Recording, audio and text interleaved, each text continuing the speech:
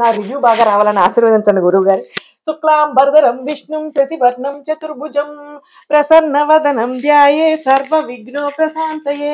అదనమాట మ్యాటర్. ఏంటనుకుంటున్నారా? ఈ జోపాలు ఏంటనుకుంటున్నారా? First of all ఏం లేదు, ఇప్పుడే ప్రసన్నవదనం ధ్యాయే అనే సినిమా చూసి వస్తున్నాను అనమాట. సూపర్ గా ఉందని చెప్పొచ్చు ఆ సినిమా అయితే. ఇగో సుహాస్ గారు, మీరు మీకోసం వేసుకొచ్చానండి. మీకు ఎందుకంటే గుర్తుండదు కదా, అంటే నా ఫేస్ గుర్తుండకపోవచ్చు. నా పేరు ఆనిముత్యం, పేరు గుర్తుంటుంది కానీ మొహం గుర్తుండదు కదా.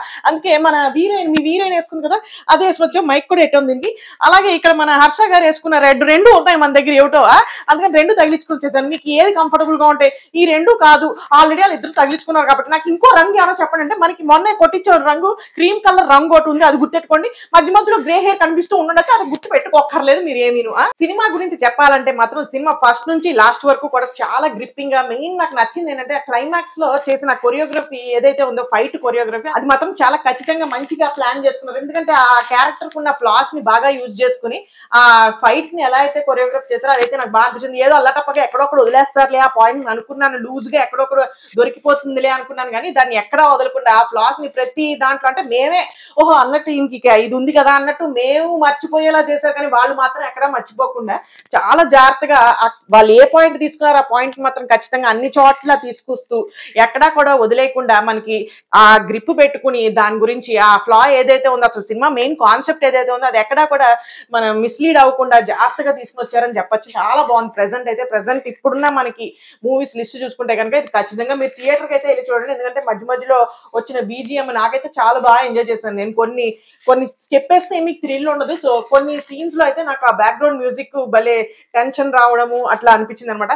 సో మెయిన్ మూవీ మనకి మధ్య మధ్యలో చూసుకుంటే ఎక్కడైనా కూడా మనకి అర్థమైపోయిందిరా, నేను కనిపెట్టే కదా, ఎన్ని చూసి చూడలేదురా అని మనం అనుకుంటాం, కానీ మనల్ని తారుమారు తక్కరమారు చేసి అక్కడ ట్విస్టుల మీద ట్విస్టులు పెట్టి ఓహో ఇల్లు కాదా, ఓహో ఇల్లు కూడా కాదా, ఇంకేమిట్రా మరి అసలు మనల్ని మనం మర్చిపోయేలా ఉంది కదా అనిపిస్తుంది మనకి. అందుకని ఏంటంటే మీరు ఖచ్చితంగా సినిమా అయితే మాత్రం థియేటర్కి వెళ్ళి చూడండి, ఎంజాయ్ చేస్తారు. ఇక నెక్స్ట్ చెప్పుకోవాల్సింది యాక్టింగ్ గురించి వచ్చేస్తే మనకి ఆ హీరోయిన్ ఎవరు, పాయల్ రాధాకృష్ణ అంటే ఆవిడ కూడా చాలా బాగా చేసింది. ఎప్పుడు చూడలేదు ఆవిడ ఉన్నంతసేపు పాపం ఏదో తెలుగు కూడా ఆవిడ డబ్బింగ్ చెప్పుకున్నట్టున్నారు, బాగానే చేసింది. ఆవిడైతే కొత్త హీరోయిన్లు తీసుకుని వస్తూ ఉంటారు కొన్నిసార్లు, వాళ్ళు ఏమిటి చేస్తారో ఎందుకు అన్నిటికీ ఒకటే ఎక్స్ప్రెషన్ ఉంటుంది కొన్నిసార్లు, కానీ ఈవిడ మాత్రం పాపం ఉన్నంతసేపు పాపం ఆవిడ ఏం చేద్దాం అనుకుంటుందో ఆ ఎక్స్ప్రెషన్స్ అన్ని కూడా చాలా బాగా యూనిక్ గానే అనిపించాయి. యూనిక్ గా అంటే ఏదో వేరే హీరోయిన్స్ తో కాదు, అంటే ఇప్పుడు ఏడ్చినా ఒకటే ఎక్స్ప్రెషన్, నవ్వినా ఒకటే ఎక్స్ప్రెషన్, అని ఎన్ని ఏడుపులు చూడలేదురా. అందుకని ఇప్పుడు ఏడ్చినా నవ్వినా కొంచెం డిఫరెన్స్ కనపడిందని చెప్తున్నాను నేను బేసిక్ గానీ. ఇంకా ఒక ఆవిడ ఉంటుంది, ఆవిడ ఎవరు ఇన్స్పెక్టర్, ఆవిడ పాపం ఎందుకు అస్తమానం మొహం ఇలా చిట్టించుకునే మాట్లాడుతూ ఉంది అంతా కూడాను. పాపం ఆవిడ కూడా ఏదో ట్రై చేసింది లేండి, ఆవిడ కూడా బాగానే యాక్ట్ చేసింది, సూపర్ డూపర్ అనక్కర్లేదు, కానీ హీరోయిన్ ఆవిడకి కంపేర్ చేసుకుంటే కనుక హీరోయినే బాగా చేసిందని చెప్పొచ్చు. ఇంకా సుహాస్, హర్ష వీళ్ళిద్దరూ కూడా మన మధ్య నుంచే వచ్చినట్టుగా వచ్చారు. వాళ్ళు చాయ్ బిస్కెట్ కానీ వైవా ఇవన్నీ చేసుకుంటూ వాళ్ళిద్దరి మధ్యన కాంబినేషన్ మాత్రం సూపర్ గా ఉంది. ఫ్రెండ్షిప్ చాలా బాగా చేశారు వాళ్ళిద్దరూ కూడాను. ఎంత చేయాలో అంతే చేశారు, కానీ అతి చేయలేదు. ఓవర్ యాక్షన్ కానీ ఏది కూడా అతి అవ్వకుండా చాలా కంట్రోల్డ్ గా సటిల్ ఎక్స్ప్రెషన్స్ ఇచ్చుకుంటూ సుహాస్ కూడా ఎక్కువ ఎక్స్ప్రెషన్స్ ఇచ్చేయకుండా చాలా బాగా చేశారని చెప్పొచ్చు. అండ్ అలాగే మధ్య మధ్యలో పెట్టిన ట్విస్ట్లు అవన్నీ కూడా బాగానే అనిపించాయి. సాంగ్స్ కూడా ఎక్కడా కూడా ఇప్పుడు కాసేపు వెళ్ళి ఫోన్ చూసుకుందాం అన్నట్టుగా లేవు, ఏవో లాగిచ్చారు లేని మరీ అంత బోరింగ్ ఏం లేవు, అంత క్యాచీగా కూడా ఏం లేవు చెప్పాలి అంటే. But okay, manageable. కూర్చున్నాం సోఫాలో అయితే ఏదో లాక్కుంటూ అలా చేసుకుంటూ ఏదో కూర్చున్నాం, కానీ మరి అంత అన్బేరబుల్ గా భరించలేకుండా అయితే లేదు, భరించబుల్ గానే ఉన్నాయి. ఇంకా ఆ తర్వాత నెక్స్ట్ మన నందు ఉన్నారు, ఆయన కూడా అసలు అందానికి ఆ ఫేస్ కట్టుకు మనం ఇచ్చే వాల్యూ ఎంత ఉండదు అసలు. ఆయన ఏంటి అసలు ఆ కట్అవుట్ అన్ని కూడా చాలా బాగున్నాయి. పాప ఆయన ఇంకా బాగా వాటర్ బాటిల్ ఇచ్చుకుని తిప్పారండి అటు ఇటును. బిగ్ బాస్ హౌస్ లో ఎవడైనా ఆయన తిరిగినట్టుగా బాటిల్ ఇచ్చుకుని పాప ఆయనకి బాటిల్ ఇచ్చారంటే ఇంకేమైనా కూడా ఇచ్చి ఉండి, ఇంకా కొంచెం ఏమైనా కూడా ఇచ్చి ఉంటే బాగుండేదేమో, స్క్రీన్ స్పేస్ అనిపించింది నాకు కూడాను. ఆయన అయితే ఖచ్చితంగా బాగా చేసుకున్నాడు ఆయనకి ఇచ్చిన క్యారెక్టర్. ఇంకా అలాగే తదుపరి బ్యాచ్ మన ఇంకా మధ్య మధ్యలో మనం గర్ల్స్ ఫార్ములాలో చూసే అక్కయ్య కూడా ఉంది, శ్వేత అక్కయ్య. అలాగే తదుపరి బ్యాచ్ అందరూ కూడా ఉన్నారు. ఎవరున్నారు, చాలా మంది క్యారెక్టర్స్ ఉన్నారు, అక్కడ మర్చిపోయాను. అలా అందరినీ గుర్తు పెట్టుకోలేకపోయాం మేము కూడా, సుహాస్ గారు లాగే మేము కూడా మర్చిపోయాం.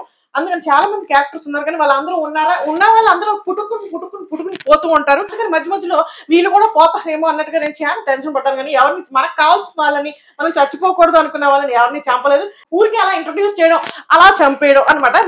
మంచి కట్టుబాట్లు అన్నట్టుగా బాగానే లాక్కొచ్చేశారు. ఓవరాల్ గా చెప్పేది ఏంటయ్యా అంటే, సినిమా అయితే ప్రసన్నవదనం ధ్యాయే సూపర్ గా ఉంది. ప్రసన్నవదనం ధ్యాయే అసలు ఎందుకు టైటిల్ ఇట్టారు అనుకుంటే, ప్లెజెంట్ మొహం అంటే మనకు మొహమే కనిపించదు కదా, అన్ని మొహాలు ఒకేలాగా ఉంటాయి, అన్ని మొహాలు ప్రశాంతంగా ఉన్నట్టే అనిపిస్తాయి ఏమో అన్నట్టుగా పెట్టారు. ఏంటో మరి అతనికి ఉన్న ఎన్ని జబ్బులు చూడలేదురా మనం, అందులో ఇదో జబ్బు అంతే, ఏం లేదు మొహాలు మర్చిపోతాడు అంతే, బేసిక్ గా ట్రైలర్ లో చూపించారు కాబట్టి చెప్తున్నాను.